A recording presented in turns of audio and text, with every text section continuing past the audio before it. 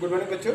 आज जैसा कि आप लोग जानते हैं कि हम लोगों ने एग्रीकल्चर चैप्टर स्टार्ट किया था और एग्रीकल्चर चैप्टर में मैंने आप लोगों को जो पढ़ाया था, मैंने जो बताया था वो बताया था कि इंडिया एक क्रॉपिंग मतलब एग्रीकल्चरल कंट्री है जिसमें 60% पॉपुलेशन या certainly we can say directly और इनडायरेक्टली मिक्स कर दिया जाए तो लगभग 80% पॉपुलेशन इंडिया की एग्रीकल्चर पर डिपेंडेड है। गांव की पॉपुलेशन को भी देखा जाए बच्चों तो गांव की 90% पॉपुलेशन एग्रीकल्चर पर डिपेंडेड है बच्चों।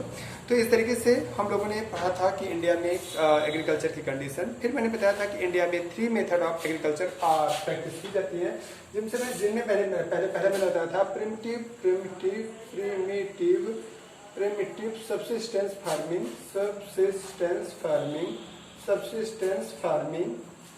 Primitive subsistence farming. दूसरा मैंने बच्चों बताया था इंटेंसिव फार्मिंग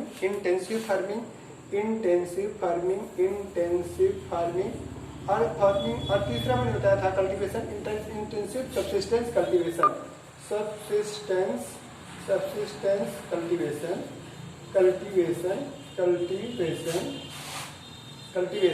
और तीसरा बताया था बेटा मैंने commercial farming. I have told you about commercial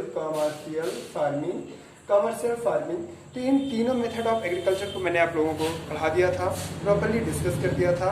अब हम लोग उसके आगे कंटिन्यू करेंगे और उसके आगे का जो पार्ट है बच्चों वो क्रॉपिंग पैटर्न ऑफ इंडिया है। जैसा कि हम लोग जानते हैं कि इंडिया को हम लोग हमेशा कहते हैं कि इंडिया इज ए सब कॉन्टिनेंट। तो हम लोग जानते हैं कि इंडिया को हम सब कॉन्टिनेंट क्यों कहते हैं, क्योंकि vastness of the country, because India एक बड़ा कंट्री है। ये तो ठीक है, इससे भी बड़े 7 कंट्रीज हैं, 6 कंट्रीज इससे भी बड़े सस्टेन करते हैं। तो मेरे कहने का मतलब है केवल वास्टनेस की वजह से क्लाइमेटिक इसे वास्टनेस की वजह से केवल ओनली फॉर वास्टनेस की वजह से हम इसे सब कॉन्टिनेंट नहीं कह सकते हैं। इससे ज़्यादा तो हम रशिया को नहीं कहना चाहिए, कनाडा को कहना चाहिए। बट रशिया और कनाडा को जब हम देखते हैं बेटा तो वहाँ पर हम पाते हैं कि क्लाइमेटिक कंडीशंस इतनी ज़्यादा वेरिड नहीं करती जितना इंडिया में क्लाइमेटिक कंडीशन वेरिड करती है। इंडिया में आप लोग देखते हो कि क्लाइमेटिक कंडीशन का वेरिएशन कितना ज़्यादा है। You are seeing that India में एक तरीके से मॉडरेट एरिया मिलेगा, मुंबई का एरिया या समुद्र के किनारे के एरिया जो है, गोवा है, मुंबई है, केरला है या तमिलनाडु के कुछ पोर्शंस हैं, बंगाल का उड़ीसा का कुछ पोर्शन है। Here there we are seeing that very close to the oceans there is a moderate climatic condition, humid and moderate climatic condition. While in North India, especially northern western India, especially Rajasthan and some part of the Gujarat, we are seeing that there is very hot conditions in the summer season, especially May and June. So we are seeing that there is also snow-capped covered peak of Himalaya mountain. Geographical conditions में we are seeing that plateaus, plain and river, plateau, plains and high mountains. Highest mountain of the world also present in India, especially highest mountain peak नहीं कह सकते क्योंकि that is in control of the Nepal, but कह सकते हैं कि that is also present in India. तो इस वजह से इंडिया को एक सब कॉन्टिनेंट कहा गया। क्यों? क्योंकि इंडिया बहुत ज़्यादा climatically as well as geographically varied करता है from place to place. That's why the reason India को हम लोग बच्चों क्या कहते हैं, इंडिया को एक सब कॉन्टिनेंट कंट्री के रूप में हम लोग जानते हैं। इंडिया को सब कॉन्टिनेंट भी कहा जाता है। तो इंडिया में इस variety of climatic condition and geographical conditions, India का जो क्रॉपिंग पैटर्न है उनको हम 3 ग्रुपों में डिवाइड करते हैं। The cropping pattern of India is divided in 3 group. Cropping pattern of India cropping pattern of India बच्चों, cropping pattern of India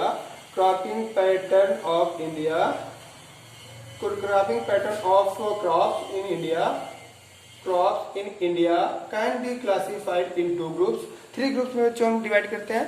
number first group हम लोगों का जो आता है बेटा खरीफ क्रॉप आता है, खरीफ क्रॉप्स। और दूसरा बच्चों आता है हम लोगों का जो आता है रबी क्रॉप्स आता है। और तीसरा बच्चों जो आता है वो जायद क्रॉप आता है, जायद क्रॉप। ये 3 तरीके की क्रॉपिंग पैटर्न को according to season, according to their climatic conditions, according to needs of temperature के बेस पर या रेनफॉल के बेस पर हम क्रॉपिंग पैटर्न को इंडिया को 3 पार्टों में, इंडिया के क्रॉपिंग पैटर्न को 3 पार्टों में हमने बच्चों डिवाइड किया है। तो अगर इस डिवीजन को बेस में देखा जाए, इस डिवीजन का बेस बना करके इंडिया के क्रॉपिंग पैटर्न की अगर हम स्टडी करें, इंडिया के क्रॉपिंग पैटर्न को समझने की कोशिश करें तो बच्चों इंडिया की क्रॉपिंग पैटर्न में सबसे पहला जो क्रॉपिंग पैटर्न आता है वो आता है खरीफ क्रॉप। तो हम लोगों को जो भी स्टार्ट करना है वो पहला खरीफ क्रॉप करना है। खरीफ क्रॉप पढ़ना है बच्चों। तो खरीफ क्रॉप के बारे में आइए जानते हैं। तो खरीफ क्रॉप क्या होती है? यू नो दैट बेटा, इंडिया में जो क्रॉपिंग ईयर की स्टार्टिंग होती है, एग्रीकल्चरल ईयर की जो स्टार्टिंग होती है या क्रॉपिंग ईयर की जो स्टार्टिंग होती है बेटा, वो आप इन द एंड ऑफ या middle of June end starting of July से स्टार्ट होती है। क्योंकि as we know that in the May और June, in the June end end of the June end starting of the July में पूरे India में monsoon active हो जाता है और बारिश स्टार्ट हो जाती है। तो with the coming of the monsoon of in India, the cropping year start in India, यानी cropping pattern start in India. तो फर्स्ट क्रॉप जो स्टार्ट होती है बेटा वो खरीफ क्रॉप स्टार्ट होती है। तो इंडिया के क्रॉपिंग पैटर्न में जो पहला है बेटा वो खरीफ क्रॉप है। क्रॉपिंग ईयर की स्टार्टिंग जो होती है वो एंड ऑफ जून या स्टार्टिंग ऑफ जुलाई से होती है। और पहली जो क्रॉपिंग है, पहला जो क्रॉपिंग पैटर्न है वो बेटा हम लोग जानते हैं कि पहला जो क्रॉपिंग पैटर्न है that is the kharif crop. तो खरीफ क्रॉप के बारे में अगर हम जाने बेटा, तो खरीफ क्रॉप के बारे में हम जानने की कोशिश करते हैं। आज खरीफ क्रॉप पढ़ते हैं और खरीफ क्रॉप की कुछ क्रॉप्स पढ़ने की कोशिश करते हैं, कुछ मेन क्रॉप्स को पढ़ने की कोशिश करते हैं। तो खरीफ क्रॉप अगर देखें बच्चे, तो खरीफ क्रॉप की जो सोविंग होती है यानी स्टार्टिंग ऑफ क्रॉप का जो स्टार्टिंग होता है, जो क्रॉप एक्टिविटी की स्टार्टिंग होती है वो बेटा जून एंड जुलाई में स्टार्टिंग होती है। जून एंड जुलाई में स्टार्टिंग होती है क्रॉपिंग, मतलब खरीफ क्रॉप की जो क्रॉपिंग पैटर्न की स्टार्टिंग है। खरीफ क्रॉप की क्रॉपिंग पैटर्न की स्टार्टिंग, क्रॉपिंग एक्टिविटी की स्टार्टिंग बच्चे जुलाई के महीने में होती है। जुलाई के महीने में मई इन जून एंड ऑफ जून या स्टार्टिंग ऑफ जुलाई के महीने में होती है with the coming of the monsoon. तो जैसे तो हम कह सकते हैं कि खरीफ क्रॉप की स्टार्टिंग जो है बेटा वो कौन सा मंथ है? June, end of June end starting of July with the coming of the monsoon. फिर बच्चों जुलाई में इसकी सोविंग होती है और इसकी हार्वेस्टिंग जो होती है बेटा वो अक्टूबर से लेकर के नवंबर तक। कुछ बुक्स में बेटा ये वेरिएट करेगा क्योंकि क्रॉप ढेर सारी क्रॉप होती है। एक क्रॉपिंग पैटर्न में एक ही क्रॉप नहीं होती बेटे, एक क्रॉपिंग पैटर्न में कई क्रॉप होती है। जैसे खरीफ की क्रॉप में पढ़ेंगे तो हम लोग बहुत ढेर सारी क्रॉप पढ़ेंगे, अभी बताएंगे कौन कौन सी क्रॉप है एग्जाम्पल में। तो हर क्रॉपिंग का जो ड्यूरेशन ऑफ मेच्योरनेस है वो बेटा अलग अलग होता है। तो इस वजह से थोड़ा पहले थोड़ा बाद में कट जाती है। तो इस वजह से आप मत कहिएगा किसी बुक में सर अक्टूबर दिया, किसी बुक में नवंबर दिया, किसी बुक में अक्टूबर नवंबर ही देता है। तो वेरिएट कर सकता है। In some books it can be given that October and some books it can be given that November. तो बेटे जो harvesting time of the rabi crop होता है, खरीफ क्रॉप होता है, harvesting time of the kharif crop होता है वो बेटे that is in the starting of the in the end of October and starting of the November हम कह सकते हैं। तो इस तरीके से बेटा खरीफ क्रॉप का जो टाइम पीरियड होता है वो कब से कब तक होता है? The time period of the kharif crop is from July to October या नवंबर कह सकते हैं, या end of June starting of July to end of October और starting of November. This is the range of the kharif crop. ठीक है बच्चों, ये खरीफ क्रॉप के बारे में हमने बात किया। अब खरीफ क्रॉप की कुछ क्रॉप एग्जाम्पल पढ़ लेते हैं। तो खरीफ क्रॉप का सबसे जो मेन क्रॉप एग्जाम्पल है स्पेशली नॉर्दर्न इंडिया में या काफ़ी कुछ तो काफ़ी इंडिया के लॉट ऑफ पार्ट में या इंडिया का most stable food crop that is the rice. तो राइस या पैडी बेटे खरीफ क्रॉप की मेन क्रॉप्स है। इसके बाद आपका ज्वार भी उसी में आता है, टर भी उसी में आती है, तुर जिसे हम लोग अरहर कहते हैं बेटा। हम लोग बेटा शुगर केन को भी उसी क्रॉप में रखते हैं। हम लोग बेटा जो तिल होता है, तिल मतलब शीशम, तिल मतलब शीशम जो होता है, शीशम को बेटा हम तिल कहते हैं। तो तिल भी हमारा खरीफ क्रॉप का एक एग्जाम्पल है। कुछ उड़द मूंग कुछ लोग उगाते हैं बेटा, कुछ लोग जायद के क्रॉप में इसे उगाते हैं और कुछ लोग इसे खरीफ क्रॉप के रूप में भी उगाते हैं। तो these are the main crops of the kharif crop. The main crops of the kharif crops और राइस, स्पेशली राइस। और इसके बाद बच्चों मक्का होता है आपका जो मक्का। इसके बाद आपका बच्चों शीशम हो गया। इसके बाद आपका टर हो गया। इसके बाद बच्चों वैसे तो क्रॉप ईयर वन पूरे क्रॉप ईयर का एक क्रॉप होती है बेटा शुगर केन, लेकिन फिर भी इसे हम खरीफ क्रॉप की क्रॉप कंसीडर करते हैं। तो these are the examples of the बच्चों खरीफ क्रॉप। ये खरीफ क्रॉप के आपके एग्जाम्पल हैं। अब जो हम लोगों को कंटिन्यू करना है बेटा वो रबी क्रॉप करना है। आप लोग थोड़ा कंसीडर होकर पढ़ो, थोड़ा सिंसियर होकर पढ़ो, कंसीडर होकर नहीं, थोड़ा सिंसियरिटी के साथ पढ़ो। आपको आएगा, बुक भी हेल्प लेते रहो। You will surely to understand that cropping pattern of India. तो बच्चों अब हम लोग आते हैं रबी क्रॉप के बारे में देखते हैं। तो रबी क्रॉप का अगर हम देखें, रबी क्रॉप रबी क्रॉपिंग पैटर्न जो देखे, रबी की क्रॉप्स का पैटर्न जो होता है बच्चों, तो यू नो दैट रबी की क्रॉपिंग की जो स्टार्टिंग होती है बच्चों, that is the after the harvesting of the kharif crop. मतलब खरीफ क्रॉप की हार्वेस्टिंग कब होती है? नवंबर में होती है बच्चों। तो रबी की क्रॉप की स्टार्टिंग कब से होती है बच्चों? नवंबर से होती है। नवंबर में इसकी हम सोविंग करते हैं, नवंबर में इसको हम बोते हैं, नवंबर में इसकी बुआई की जाती है, यानी सोविंग करते हैं। और इसकी हार्वेस्टिंग कब होती है बच्चों? फरवरी या मार्च स्पेशली मार्च।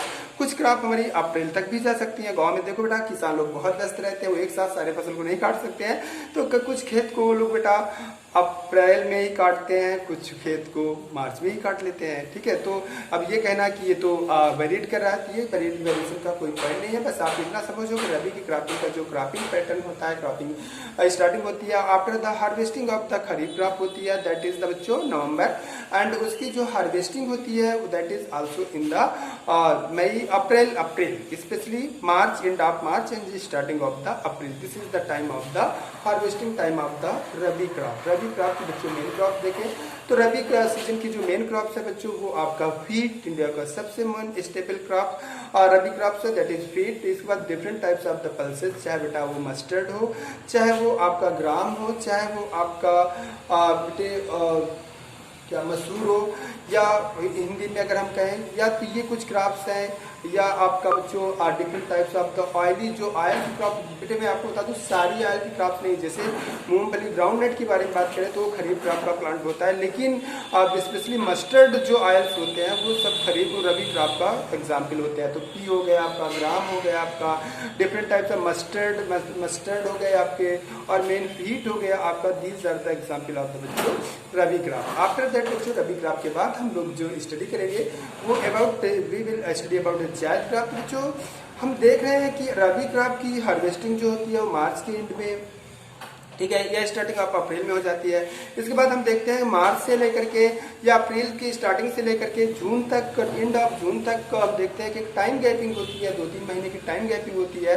इस टाइम गैपिंग में फार्मर्स हमारे बेटा कुछ क्रॉप्स को उगा लेते हैं। तो उस क्रॉप को जो फार्मर्स बेटा कुछ क्रॉप उगा लेते हैं, उस क्रॉप को हम लोग जायद की क्रॉप कहते हैं। तो जायद की क्रॉप का जो क्रॉपिंग पैटर्न की स्टार्टिंग होती है बेटा, क्रॉपिंग की स्टार्टिंग होती है बेटा, that is the after harvesting of the rabi crop. Rabi crops के हार्वेस्टिंग के बाद बच्चों जायद क्रॉप की स्टार्टिंग होती है।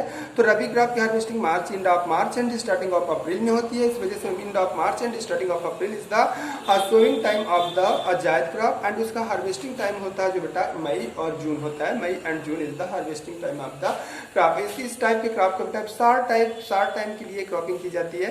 तो इस टाइप की क्रॉपिंग के एग्जाम्पल मैं आप लोगों को बता दूं, जैसे आपका बच्चों कुकुम्बर है, खीरा लोग उगाते हैं, वाटरमेलन है और मस्त मेलन है। देखो गर्मी में आते हैं ना, मई जून के महीने में हमें ऐसी चीजें काफी कुछ खाने के लिए मिलती है।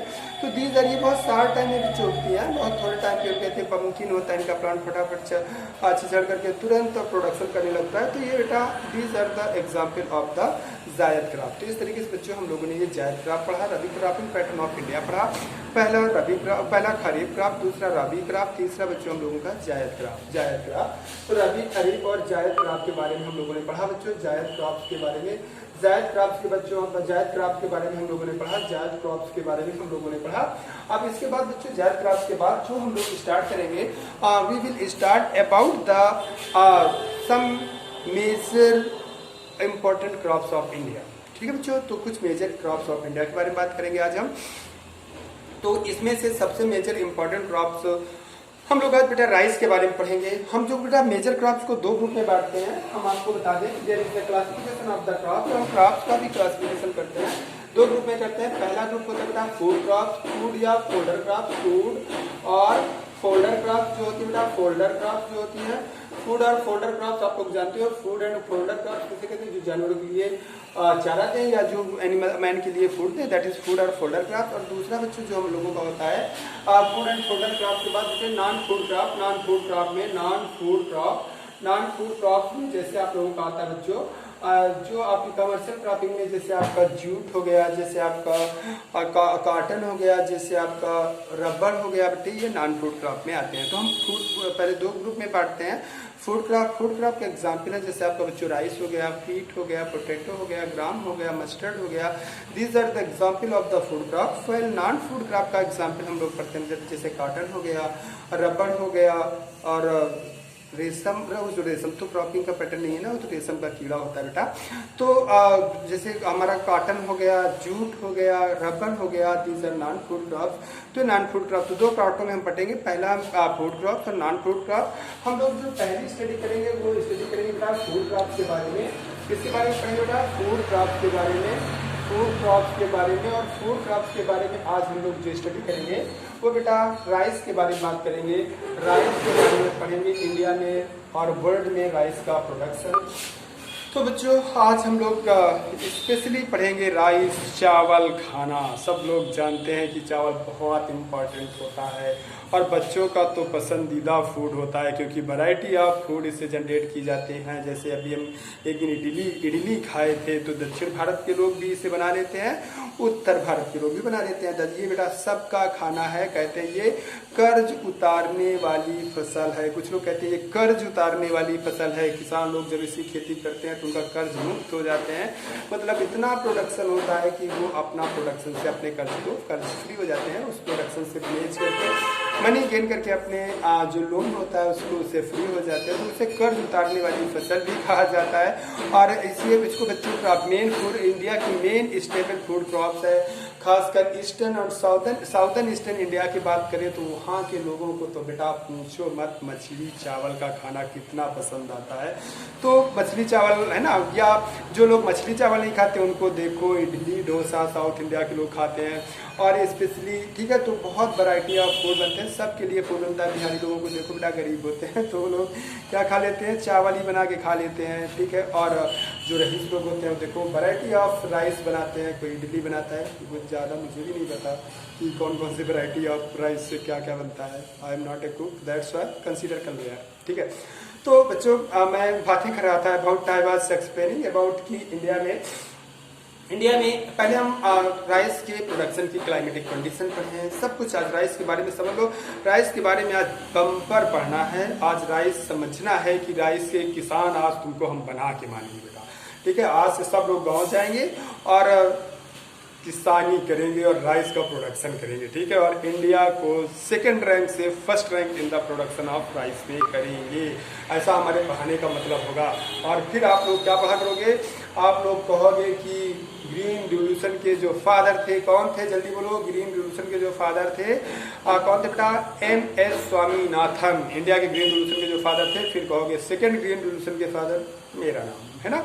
तो चलो आगे बढ़ते हैं।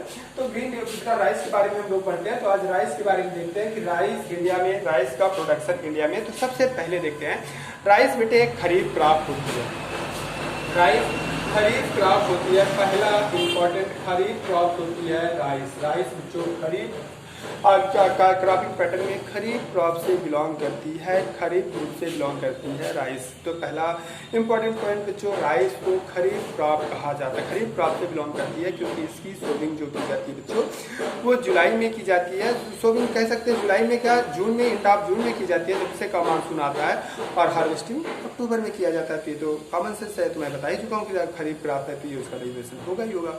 तो बच्चों ये खरीफ क्रॉप में पहला ये खरीफ क्रॉप है। अब राइस प्रोडक्शन का अगर क्लाइमेटिक कंडीशन देखें, सबसे पहले क्लाइमेटिक कंडीशन देखें और फिर क्लाइमेटिक कंडीशन से देखने के बाद फिर इसका बच्चों ज्योग्राफिकल कंडीशन देखें, फिर ज्योग्राफिकल कंडीशन। तो पहले सबसे पहले मैं आपको geographical condition of rice production के बारे में बात करता हूँ। तो बच्चों राइस प्रोडक्शन का सबसे ज्यादा इंपॉर्टेंट फैक्ट ये आता है कि राइस प्रोडक्शन का जो क्लाइमेटिक कंडीशन है, अगर मैं ग्लोब में चला जाऊं बच्चों, राइस प्रोडक्शन में मैं ग्लोब में चला जाऊं, मान लेते ये ग्लोब है मेरा, अगर मैं ग्लोब में चला जाऊं तो ये बेटा मेरे पास इक्वेटर है, जो कि इक्वेटर इंडिया को मतलब अर्थ को 2 इक्वल पार्टों में बांट देती है। Horizontally it divide the India into equal part. तो ये जो बेटा इक्वेटर है, इक्वेटर के ऊपर हमारा क्या होता है, नॉर्थ होता है। तो नॉर्थ के जो होते हैं बेटा नॉर्थ लेटीट्यूड्स बोलते हैं, लॉन्गिट्यूड्स लेटीट्यूड्स बोलते हैं, तो नॉर्दर्न लेटीट्यूड्स बोलते हैं। तो राइस का प्रोडक्शन का जो मेन एरिया है बच्चों वो 8 डिग्री नॉर्थ लेटीट्यूड से लेकर के 8 डिग्री नॉर्दर्न लेटीट्यूड, याद करो बच्चों 8 डिग्री नॉर्दर्न लेटीट्यूड से लेकर के बेटा 37 डिग्री नॉर्दर्न लेटीट्यूड तक, 37 डिग्री नॉर्दर्न लेटीट्यूड तक ये बेटे राइस के प्रोडक्शन का मेन क्रॉपिंग एरिया था। हमारा भारत उसमें पड़ता है, डोंट केयर, चाइना में पड़ता है ना।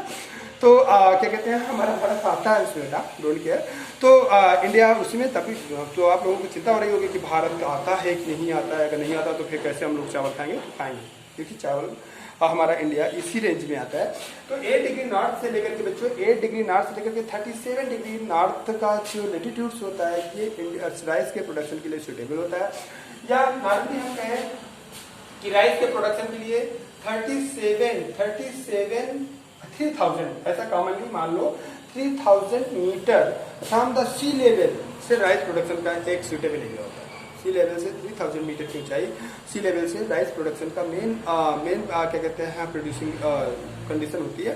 खैर छोड़ो, इतना डीप में हमें नहीं चलना है। तो अब बच्चों हम राइस प्रोडक्शन की कंडीशन पढ़ते हैं, ज्योग्राफिकल कंडीशन पढ़ते हैं, और फिर राइस प्रोडक्शन के कंट्री, स्टेट और कंट्रीज को पढ़ते हैं कि कौन राइस स्टेट का प्रोडक्शन करता है।